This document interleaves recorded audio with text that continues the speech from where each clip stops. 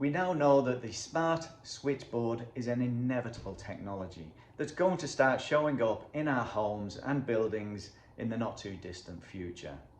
But it's also part of a much bigger objective to make our cities smarter. But it also enables the concept of buildings like trees, otherwise known as the eco-revolution. But let's drill down into one of the functions of the system that make it so smart in the first place, down into the roots, so to speak. So AVA can detect an appliance anywhere in a building or a house that it's in, even if there's more than one appliance plugged in.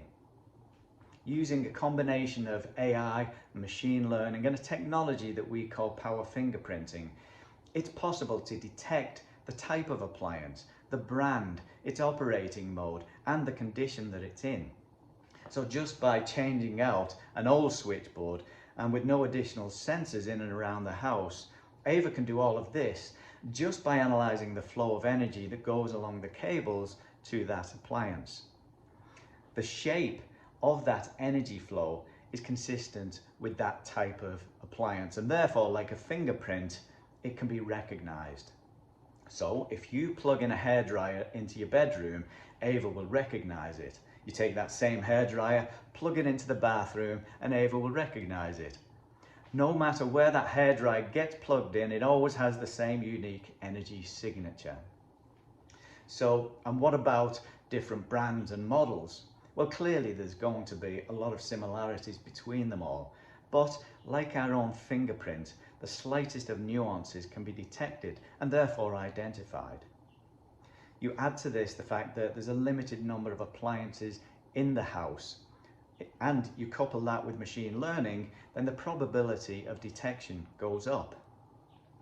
So with a smart switchboard like AVA, we're effectively turning our electrical system into a sophisticated neural network. But you might ask, well, so what? We can detect a hairdryer, big deal. But this is where it starts to get interesting and where the paradigm shift really takes place. Because we are gathering information about every appliance, its efficiency, its performance, how it is used, its location, its lifespan, the faults and deterioration profile. But this is also where the data privacy question comes in. But part of this paradigm shift is that we need to understand this type of data is not our own to withhold. The energy income we are receiving from the Earth's resources needs to be balanced out with our energy expenses. It could be considered as energy reporting for the health and well-being of the planet's ecosystem. So let's dig into this a bit more in the next ElectNet videos.